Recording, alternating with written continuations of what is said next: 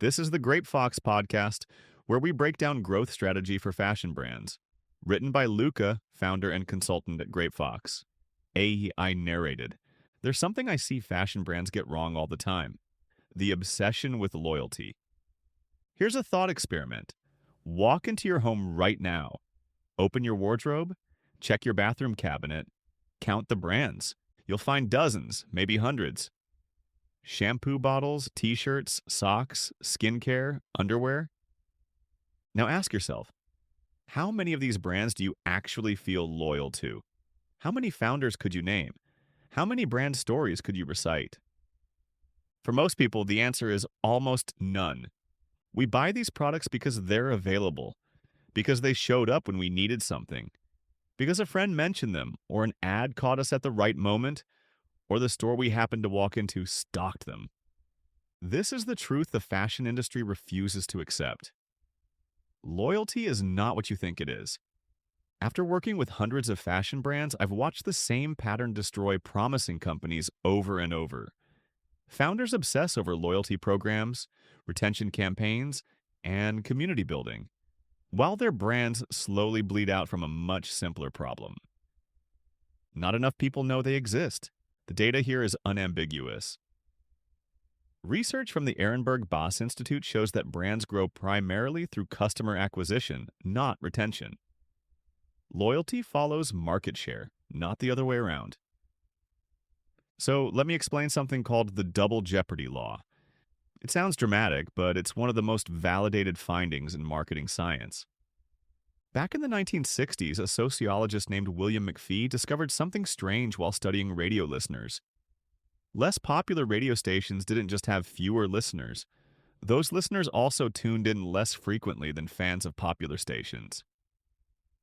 The small stations were getting hit twice. Professor Andrew Ehrenberg later applied this to brand purchasing, and what he discovered has been validated across every product category tested, in every country where data has been collected. Here's how it works for fashion. Small brands suffer two penalties simultaneously. First, they have fewer customers. Second, those customers buy from them less often. This isn't a marketing failure. It's not because small brands have worse products or weaker brand love. It's an empirical pattern that shows up in shampoo, fashion, automobiles, banking, streaming services, everywhere. Let me give you a concrete example. Consider two brands competing in contemporary women's wear. Brand A is an established player with 100,000 customers, purchasing an average of 4 times per year. That's 400,000 annual transactions. Brand B is an indie brand with 5,000 customers purchasing an average of 3.2 times per year. That's 16,000 annual transactions. Brand B isn't just 20 times behind in customer count. It's 25 times behind in total transactions. Here's the painful part. Brand B's founder probably believes their customers are more loyal than Brand A's. They point to their engaged Instagram community, their high email open rates, their passionate customer reviews. But the data shows their customers actually purchase less frequently. That's double jeopardy in action.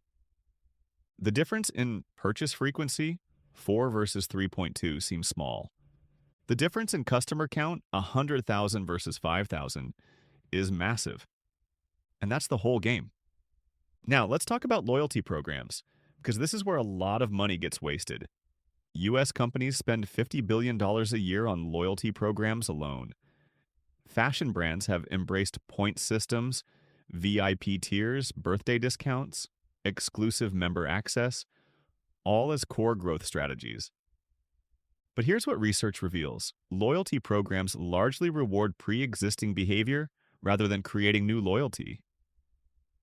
Studies tracking thousands of households found that when researchers controlled for self-selection bias, the actual behavioral effect of loyalty program membership was significantly smaller than it appeared.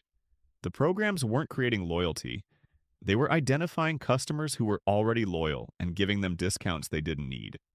And fashion has particularly low customer retention to begin with. According to industry benchmark data, fashion and apparel e-commerce has only a 16% customer loyalty rate. meaning only 16% of customers return to make another purchase. That ties for the lowest rate among major retail categories. The engagement statistics across all loyalty programs are sobering. 54% of memberships are inactive. The average consumer holds 19 memberships, but only actively uses about half of them. Okay, so how did the winners actually win? Let's look at the evidence. Zara generated 26 billion euros in revenue in 2023 as Inditex's flagship brand. The company spends approximately 0.3% of its revenue on advertising. Compare that to the industry average of 3 to 4%. That seems to contradict everything about reach, right? No advertising, yet massive market share? Look closer. Zara doesn't buy media reach, it buys physical reach.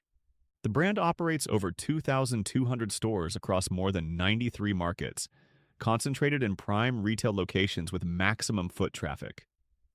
Every store functions as a billboard. The real estate is the marketing. The strategy is reach first, just executed through a different channel. Zara made itself physically available to hundreds of millions of potential customers. Loyalty followed market share. Shein took the opposite approach with the same result. Shein generated an estimated $32.5 billion in revenue in 2023, a 43% increase from the previous year. The company invests heavily in digital advertising and influencer marketing to drive customer acquisition. The result? 261 million app downloads in 2023, over 88 million active shoppers, 18% global fast fashion market share, surpassing even Inditex. Shein's revenue went from $2.5 billion in 2019 to over $32 billion in 2023. That's a 13 times increase in 4 years, driven almost entirely by customer acquisition. They scaled first, and whatever loyalty exists came after. H&M operates over 4,000 stores across more than 75 markets. The company generates hundreds of millions of transactions annually. Historically, H&M grew stores by 10 to 15% per year, prioritizing physical availability above all else. The result?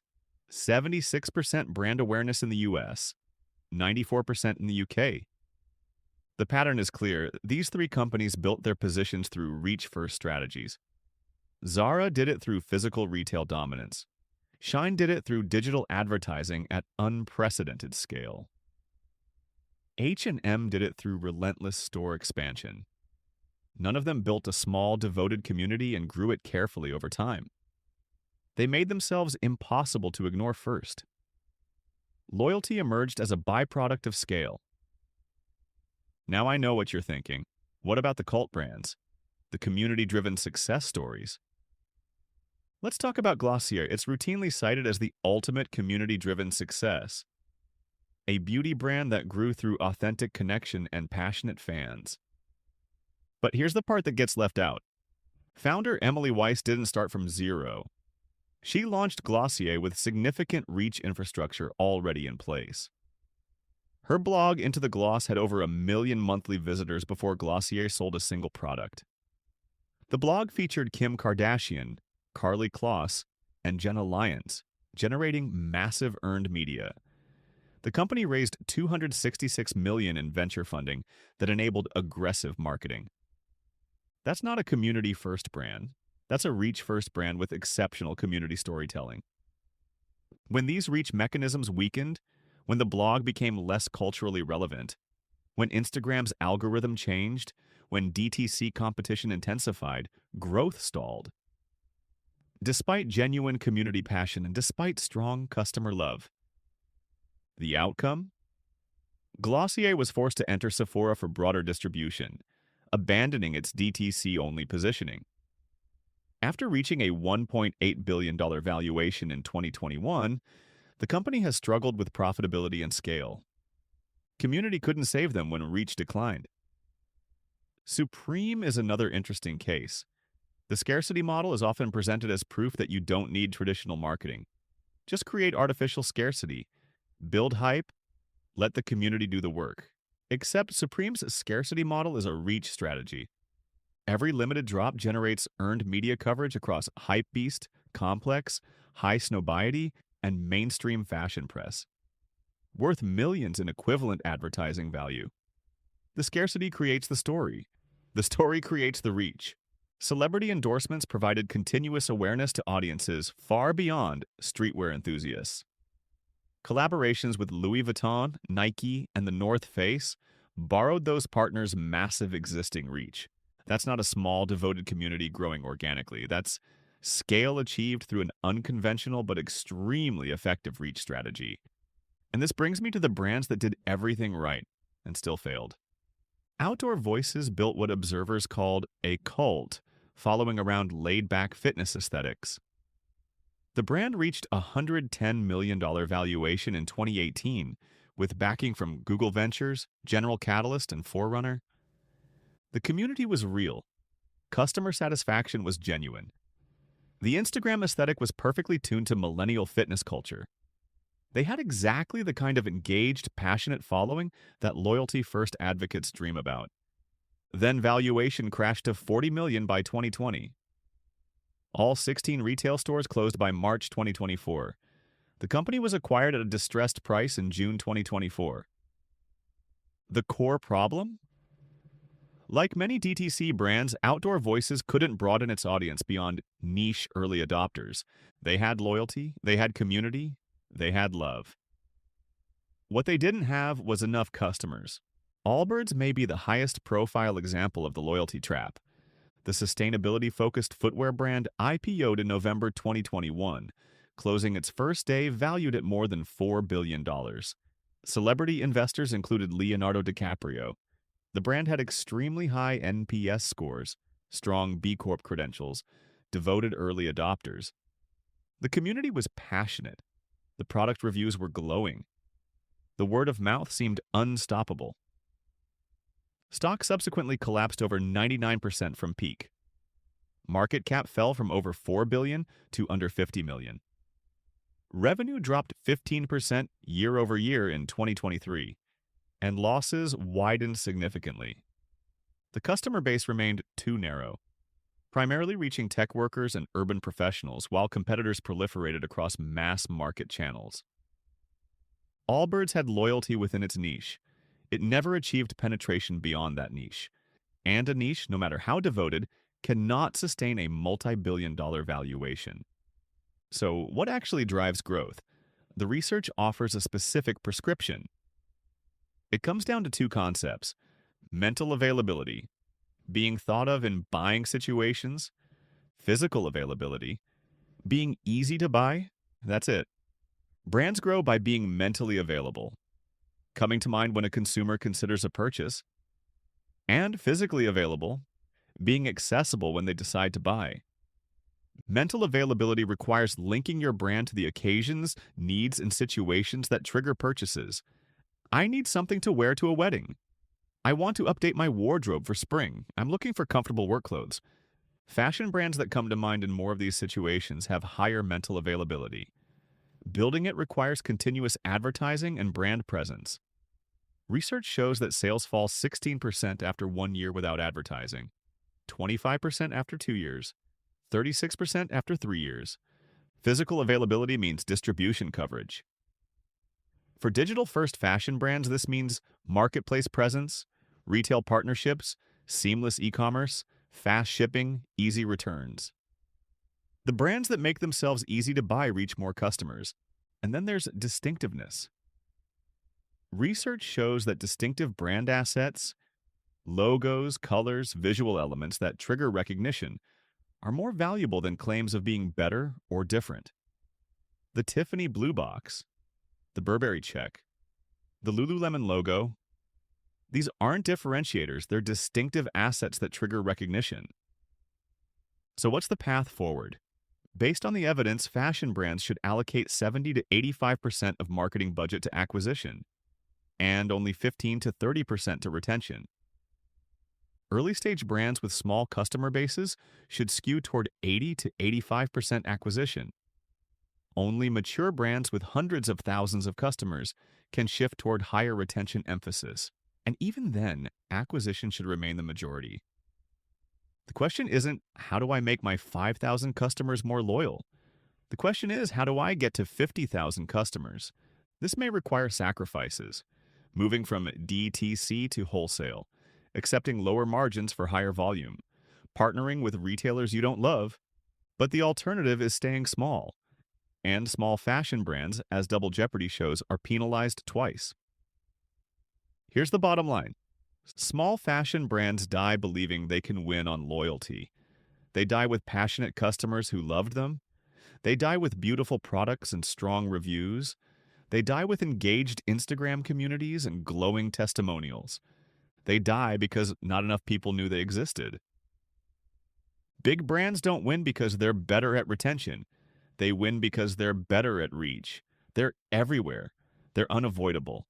They're mentally and physically available to millions of potential customers. And thanks to Double Jeopardy, the more market share they get, the more loyal their customers become. Giving them more cash to invest in even more reach, the cycle compounds. The rich get richer. You cannot loyalty program your way to significant revenue. You cannot community build your way to market leadership. You cannot retain your way to growth. You need more customers. Period. Go wide before you go deep. If you want more of this, I write a weekly newsletter called Fashion Briefs. It's free. No spam. Just the stuff that actually works for fashion brands. You can sign up at grapefox.com. All right, that's it for today. Have a good one.